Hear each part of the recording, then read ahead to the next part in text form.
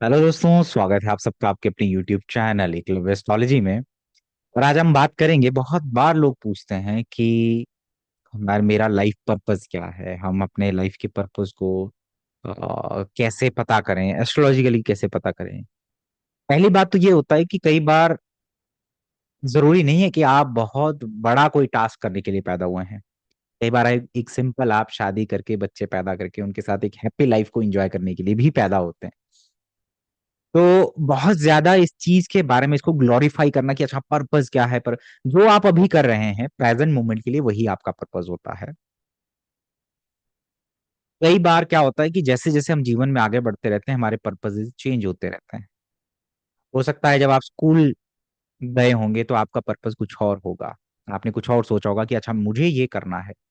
लेकिन जब आप कॉलेज में गए तो आपका पर्पस चेंज हो गया कि मुझे लाइफ में ये करना है, प्रोफेशनली या लाइफ में कुछ और चीजें। कुछ लोगों का पर्पस जुड़ा होता है कि सिर्फ अपने परिवार के लिए कुछ करना है, कि परिवार के स्टेटस को ऊपर उठाना है, माता पिता संघर्ष कर रहे हैं तो उनके लिए अच्छी सी एक नौकरी ले लूं और ये कर लूं। वो पर्पस होता है।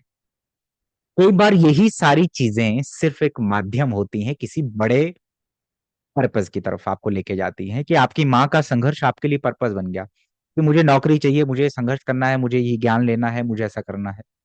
ठीक है।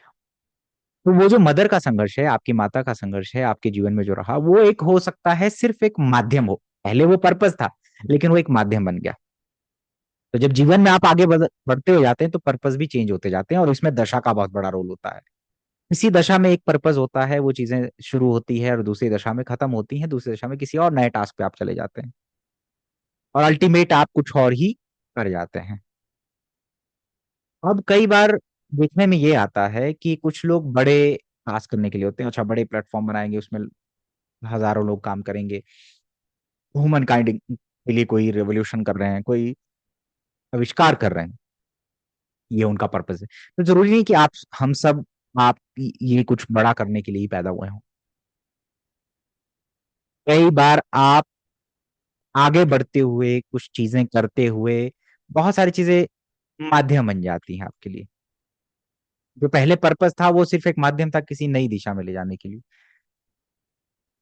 आपका बेटा बीमार हुआ, आपको कॉज पता नहीं लग रहा है, आपने ज्योतिष की वीडियो देखनी स्टार्ट की, ज्योतिष की तरफ चले गए। पहले आपको बेटे का करना या अपने बच्चे को ठीक करना आपका पर्पस है, लेकिन उसी के साथ एक माध्यम बन गया कि आप ज्योतिष में आ रहे हैं और आप फिर एक बहुत बड़े एस्ट्रोलॉजर बन रहे हैं।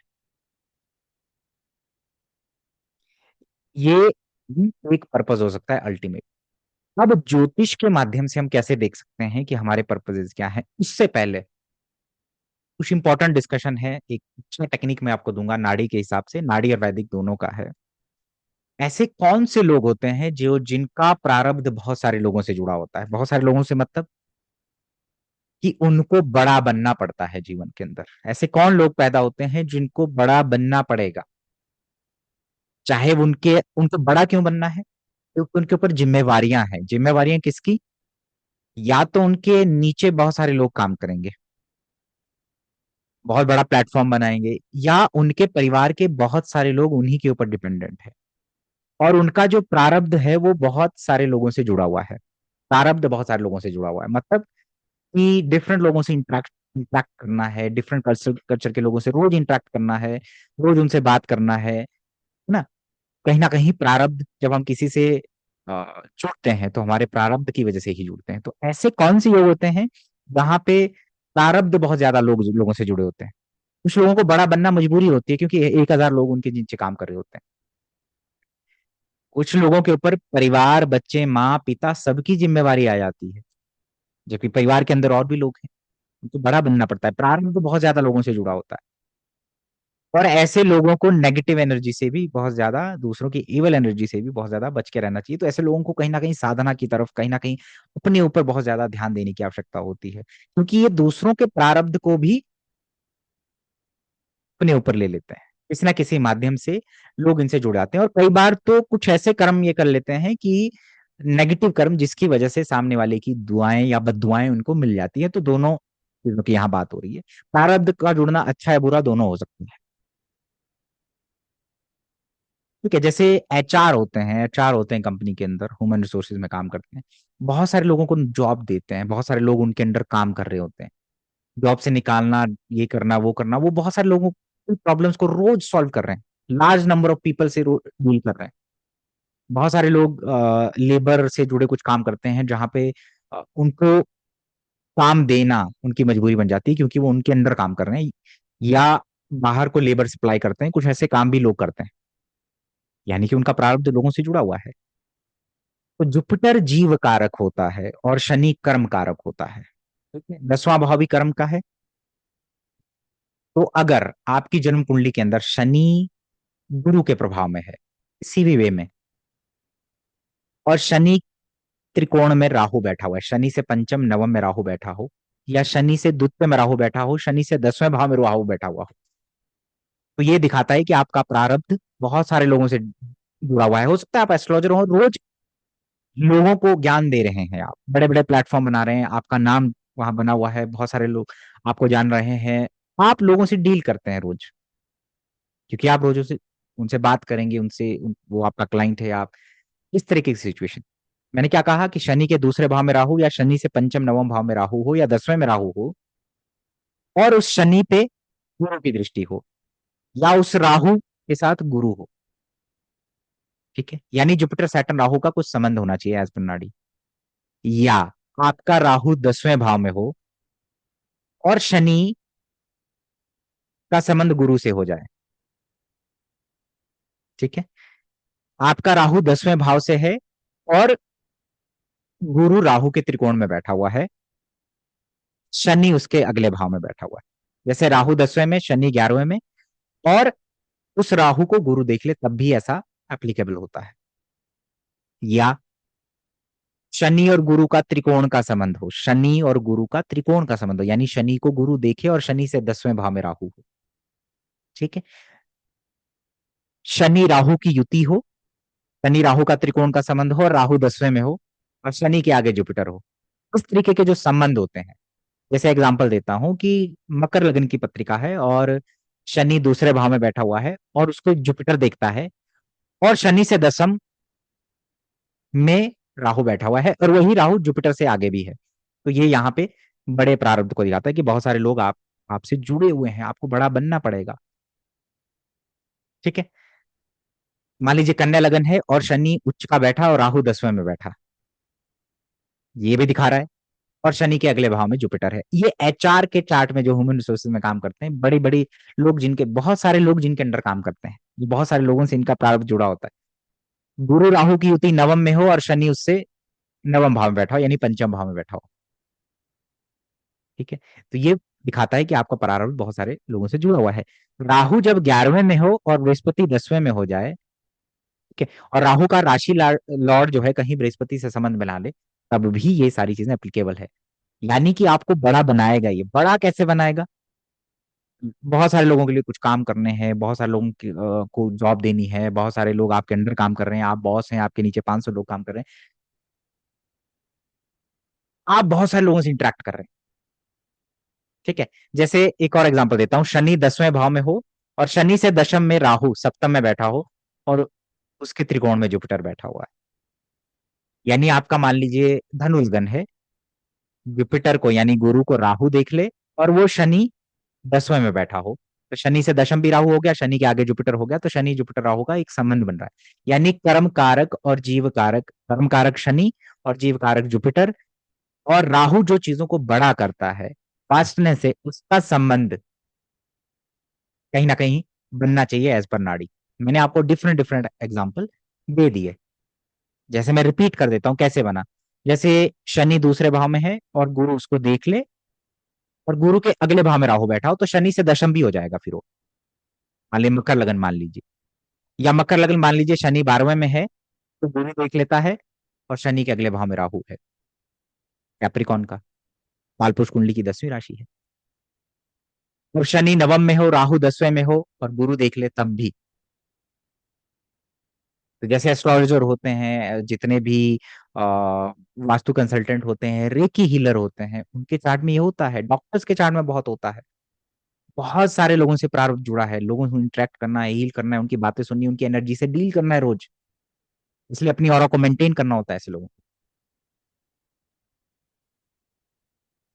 यानी कि कर्म कारक शनि और जुपिटर जीव कारक और राहु, इन तीनों का कुछ संबंध अगर है, तो जितने भी आचार होते हैं D1 या D9 में, उनका ये संबंध मिलता ही है।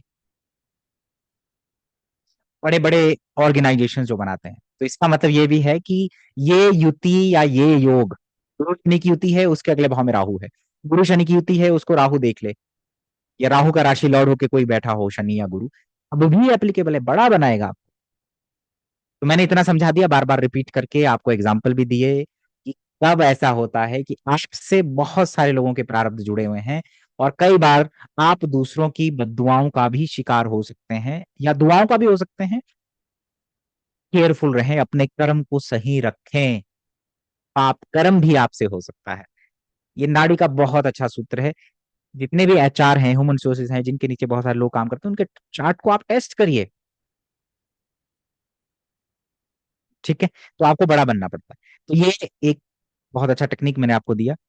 नो डाउट इसमें जब दूसरा भाव, 10वां भाव, 10वीं राशि, 11वां भाव, 11वीं राशि जब इंक्लूड हो जाते हैं, तब ये ज्यादा काम करता है, ठीक है, तब ये ज्यादा एप्लीकेबल होता है। वो तो स्ट्रेंथ हम देखेंगे तब पता चलेगा, ठीक। जैसे बहुत सारे लोग सोशल मीडिया पे काम करते हैं, जैसे ट्विटर पे हैं, ट्वीट करते हैं, बहुत सारे लोग उनको फॉलो करते हैं, एस्ट्रोलॉजर हैं, गाइडेंस देते हैं, मोटिवेशनल स्पीकर हैं, कुछ ऐसा कर रहे हैं, प्रारब्ध बहुत लोगों से जुड़ गया, धर्म बड़े लोगों से जुड़ा, वास्टनेस राहु, ठीक है। तो अगर आपको बनना है इन्फ्लुएंसर, तो भी आपको ये कॉम्बिनेशन चाहिए, ठीक है। अब बारी आती है कि हम पर्पस की बात कर रहे थे कि पर्पस ज्योतिष से कैसे देखें। तो जीवन में चलते जाओ, कोई ना कोई पर्पस आपका जरूर है। एक व्यक्ति सिर्फ कुछ नहीं है, मान लीजिए नशे में है, कुछ नहीं कर रहा है जीवन में, सिर्फ अपने छोटे भाई का टेक केयर करना है, छोटा भाई कमा के देता है, ये उसी का पर्पस है, वो सिर्फ अपने छोटे भाई को कुछ सेवा करने के लिए पैदा हुआ। या आप छोटे हैं, घर के, बड़ा भाई कमाता है, आप घर में ही रहते हैं, माँ की सेवा करते हैं, माँ को रोज भोगते हैं, आपका पर्पस हो सकता है वही हो। या हो सकता है आपका पर्पस कुछ और भी हो सकता है, भी जस्ट कुछ माध्यम बन रहे हैं, अभी कुछ रास्ते में रास्ते बन रहे हैं, तो आप चलते जाइए, अल्टीमेटली आप आपका जो पर्पस होगा उस तक आप पहुंच ही जाएंगे। लेकिन कई बार ज्योतिषीय नजरिए से भी हम चाहते हैं कि अच्छा हमें कुछ पता चले, तो 3 4 5 चीजें हैं जो आपको देखनी चाहिए चार्ट के अंदर। पहली बात तो ये है कि आपको ये देखना है कि आपकी जन्म कुंडली के अंदर बहुत सारे प्लैनेटरी कंजंक्शंस किस भाव के अंदर है, किस राशि के अंदर है। जैसे 3 या 3 से ज्यादा प्लैनेट किसी एक भाव में बैठ गए, एक राशि में बैठ गए, तो आपका पर्पस वहीं से जुड़ा हुआ हो सकता है। आपके बहुत सारे प्लैनेट्स का नक्षत्र लॉर्ड कौन है, अगर वो एक ही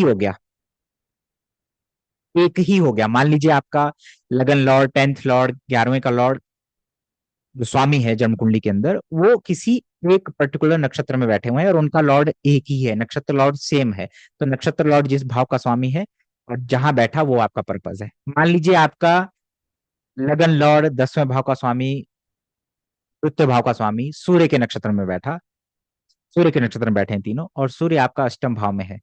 आपका पर्पस ज्योतिष हो सकता है, रिसर्च हो सकता है, दूसरों का पैसा यूटिलाइज करना, स्टॉक्स हो सकता है, आप ये सारी पर्पसेस के लिए पैदा हुए, ठीक है। अगर आपका मान लीजिए नक्षत्र लॉर्ड का स्वामी 11वें भाव में बैठा हुआ है, 3 प्लैनेट होने चाहिए मिनिमम, और 3 से ज्यादा है तो आपका पर्पस फिर वही दिखाएगा। क्यों? क्योंकि दशाएं बहुत इंपॉर्टेंट है, दशाओं के साथ चीजें बनती हुई जाती हैं। तो जब नक्षत्र लॉर्ड एक ही होगा सबका, तो जब उनकी दशाएं आएंगी तो वो लॉन्ग टर्म चलेगा, मैक्सिमम जो आपकी लाइफ का हिस्सा है वो उसी भाव से रिलेटेड चीजों में बीत जाएगा। दूसरा, मान लीजिए कि आपका, तो अब इसके बाद ये दो चीजें होगी, जैसे हो सकता है आपके बहुत सारे प्लैनेट लगन में है, लगन और सप्तम नहीं है, तो आपका पर्पस सेल्फ से जुड़ा हुआ है। सप्तम भाव पार्टनर, बिजनेस, इसी से जुड़ा हुआ है। अपने आप को इवॉल्व करने के लिए आए हो, आप अपनी जर्नी में हो। ठीक है।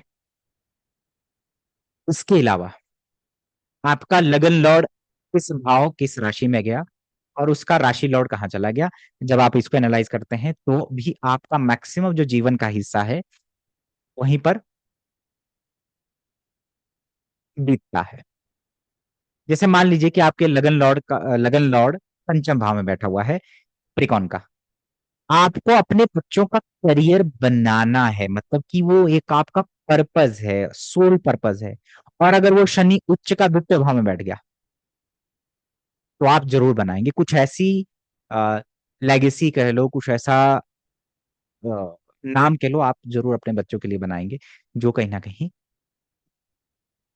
आपका नाम रोशन करेंगे, आपके बच्चों को भी आगे बहुत मदद करेगा।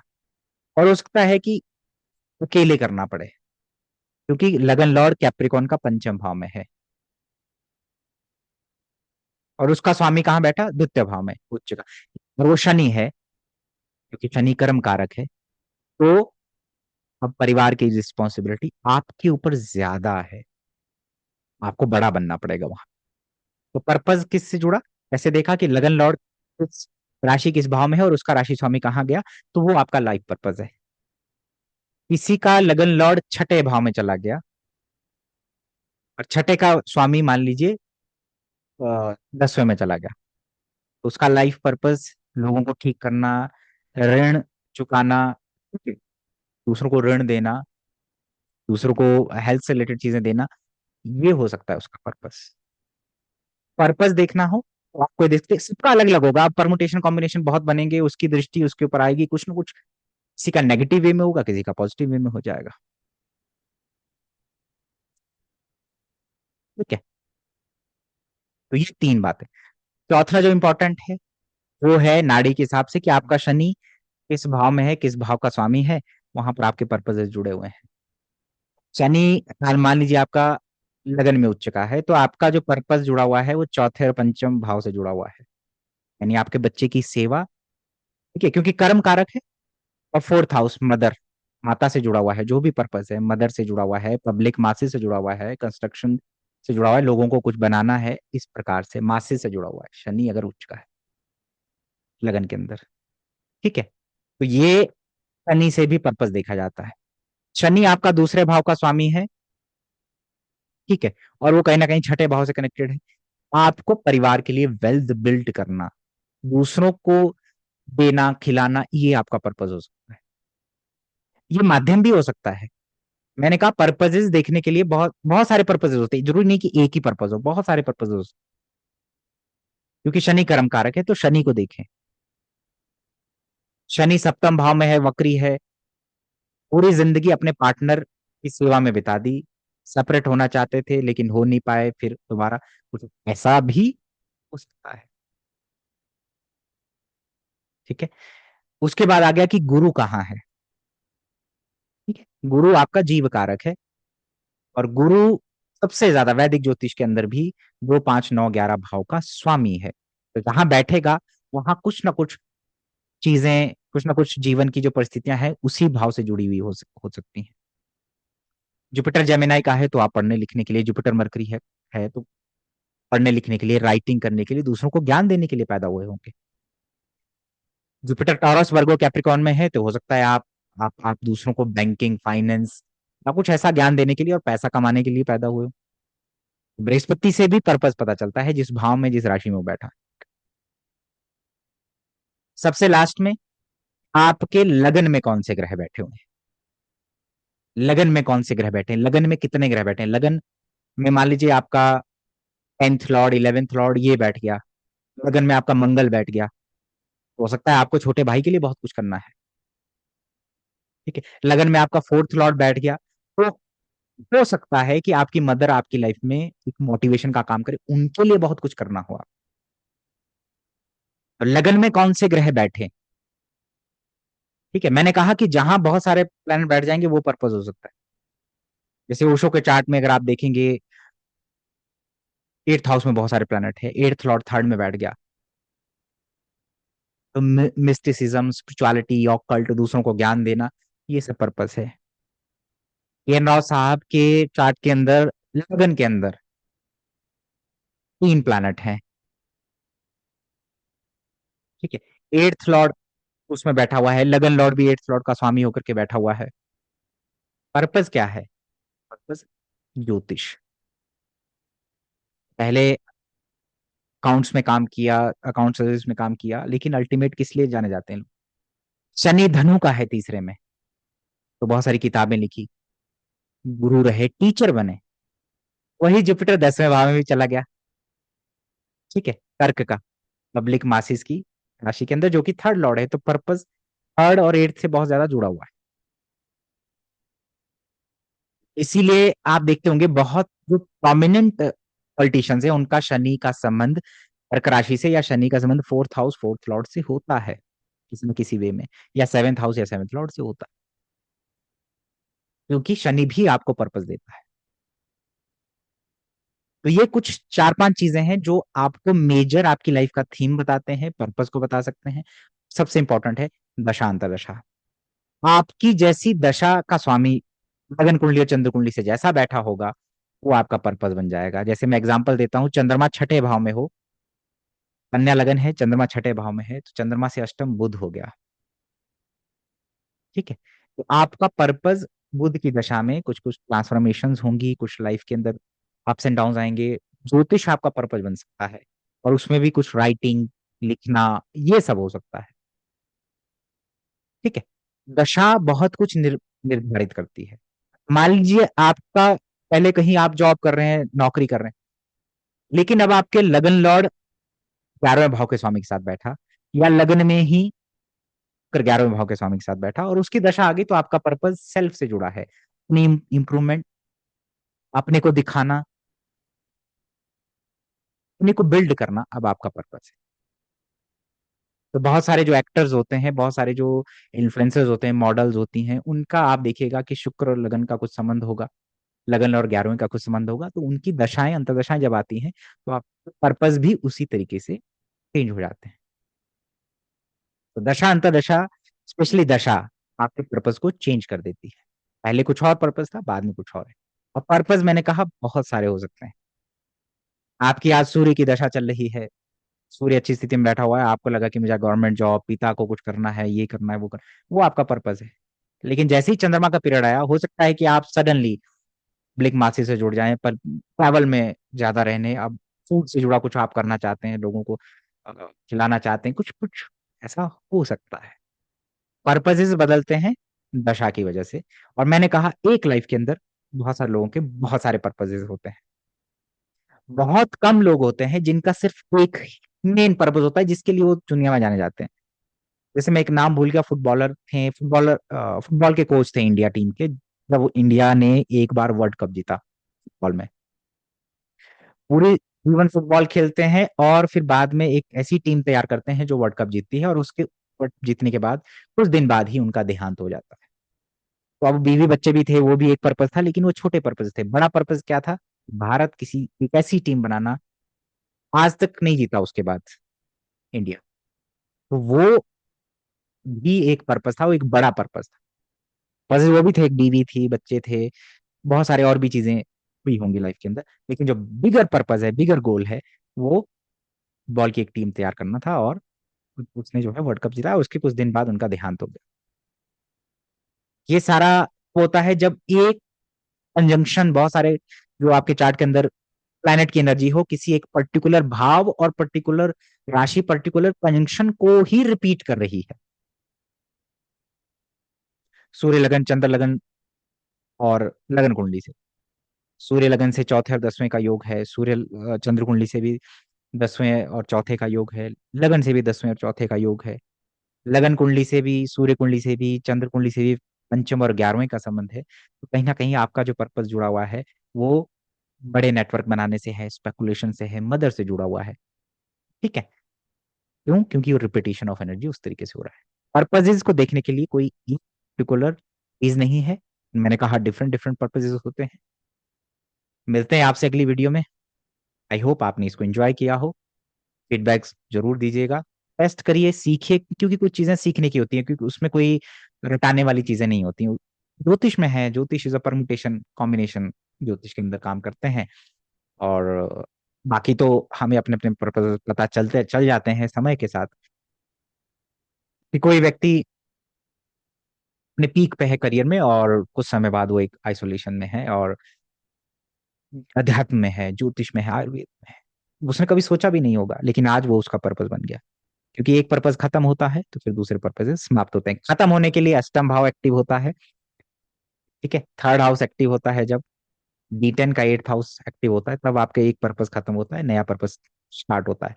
या आपका जब केतु का गोचर शनि के त्रिकोण में होता है, यानी कि आपका जो जन्म कुंडली का शनि है, वहां से जब केतु का गोचर होगा, या उसके त्रिकोण से केतु का गोचर हो, और at the same time Shani का गोचर आपकी जन्म कुंडली के केतु के ऊपर या उसके टाइम से हो रहा हो, या अष्टम से हो रहा हो, तो आपका एक पर्पस खत्म हो जाता है, दूसरा पर्पस शुरू होता है। और उसी समय अगर दशा भी बदल रही है, अंतरदशा भी बदल रही है, तो आपके साथ ये होगा। दूसरा, जब केतु का गोचर आपके 10वें भाव से हो, बृहस्पति के त्रिकोण में हो जाए, और बृहस्पति का गोचर जन्म कुंडली के केतु के ऊपर या उसके त्रिकोण में हो रहा है, तब भी आपका एक पर्पस समाप्त होता है, दूसरे पर्पस की तरफ आप जाते हैं। और उसमें अगर कोई नई दशा आ रही है, या एट्थ हाउस एक्टिव हो रहा है, D10 का एट्थ हाउस एक्टिव हो रहा है, तो ये निश्चित तौर पे होगा। पर्पस कब खत्म होते हैं, नए पर्पस कब समाप्त होते हैं, वो भी एक चर्चा का विषय है। आज के लिए इतना ही, मिलते हैं अगली वीडियो में। प्रणाम।